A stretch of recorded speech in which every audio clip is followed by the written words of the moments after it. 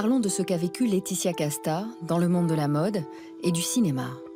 Des photographes aux gestes déplacés, au célèbre producteur d'Hollywood, Harvey Weinstein, qui lui aussi a essayé. C'est, dit-elle, son éducation et son caractère qui lui ont permis d'être épargné. À 15 ans, dans le monde de la mode, êtes-vous confronté au comportement sexiste de certains photographes? Alors, je trouve que le prédateur, il arrive très tôt dans la vie. C'est pas lié à un milieu. Ce qu'on oublie de dire, c'est que c'est là dès le départ, dans la vie de chaque enfant.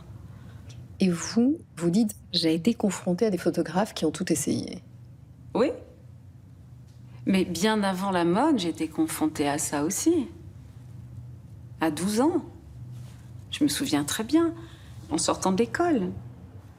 Et je savais reconnaître le danger. Parce que dans mon éducation, on m'a appris. On m'a dit de faire attention. On m'a dit ce qui était juste et pas juste.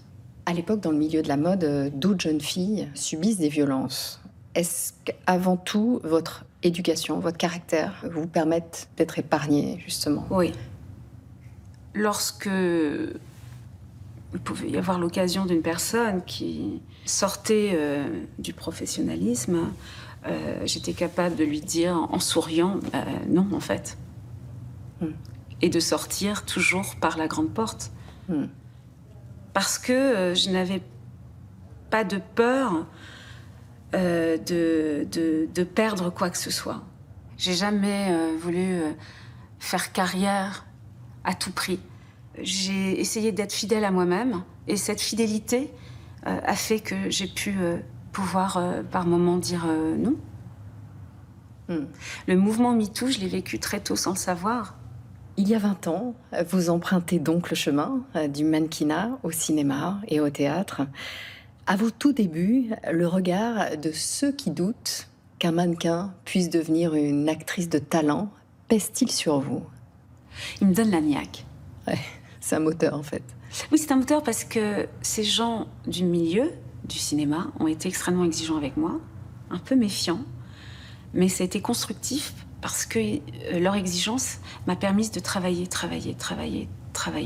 Et les sceptiques se sont tus. En 20 ans, vous jouez dans une trentaine de films, réalisés notamment par Raoul Ruiz, Johannes Farr, Guillaume Canet. Vous avez vu les regards changer? En fait, c'est mon regard qui a changé sur moi. J'ai pas attendu de changer les regards. Et vraiment, j'ai appris à m'en débarrasser très tôt. Et surtout mettre de l'humour là-dessus. Vous savez, vous êtes un écran, les gens projettent des choses sur vous, font en rire. Dans le monde du cinéma, là encore, avez-vous été confronté à des comportements dérangeants de la part de réalisateurs, de producteurs? J'ai un tel caractère.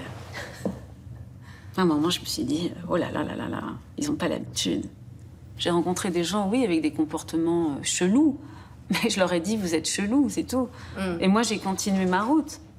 Vous avez croisé la route d'Harvey Weinstein, le célèbre producteur d'Hollywood, accusé par près d'une centaine de femmes d'agression sexuelle, voire de viol, condamné et incarcéré. Un jour, vous le voyez à Cannes. Eh bien, on Il vous parle invite à de déjeuner. cinéma, on parle de travail, et puis il me pose des questions sur ma vie intime, je lui dis que j'ai un homme dans ma vie et je lui montre les photos de mes enfants. Et c'était réglé. Ça a mis un frein.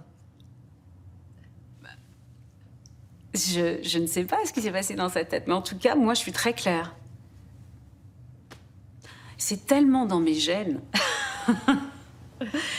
que face à des situations compliquées, j'ai toujours su rebondir. Mais c'est pas donné à tout le monde. Et c'est pour ça que le film, le consentement, il est important. Parce qu'on montre bien comment le prédateur arrive. Tel une pieuvre, comment il va jouer ses cartes, ses pions, pour vous déstabiliser, faire le vide autour de vous et avoir l'emprise. Et c'est cette démarche-là que Weinstein a, par exemple, face à vous? Mais bien sûr, évidemment, dès qu'il y a du pouvoir, dès qu'il y a le pouvoir, c'est terrible d'utiliser une matière comme ou le cinéma ou la littérature. L'emprise culturelle, l'emprise sexuelle, l'emprise mentale. évidemment, parmi les plus vulnérables, même si vous l'étiez peu, les adolescentes. Le consentement, c'est le sujet de votre dernier film, adaptation du livre événement de Vanessa Springora, qui, à 14 ans, était sous l'emprise de l'écrivain Gabriel Matzneff. Une enquête le vise depuis pour viol sur mineur. Maman, est-ce que je peux dormir chez Gabriel ce soir? Non, Vous ne trouvez pas qu'elle est un peu fatiguée en ce moment?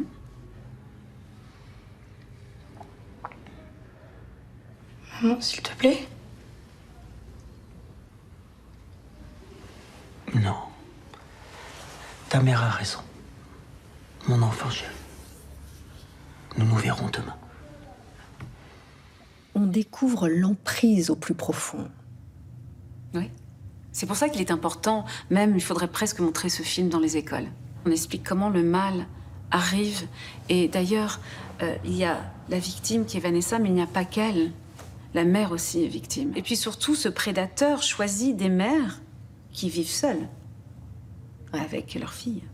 Parce que c'est le même processus, c'est le même schéma qu'il va construire à chaque fois. Et donc, il va prendre à la fois cette place du père, cette place vide. Et Matzneff va monter sa fille contre sa mère. Tout ça est très, très complexe.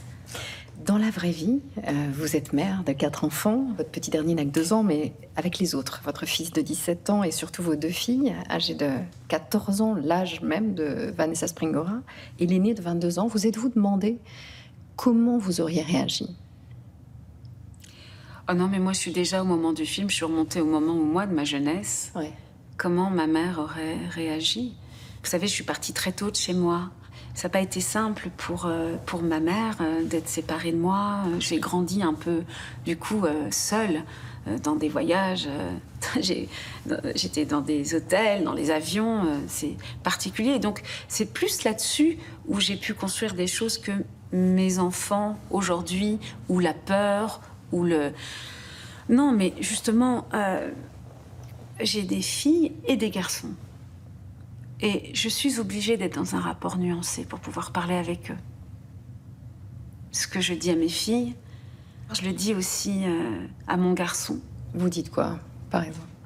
Je dis que leur corps leur appartient.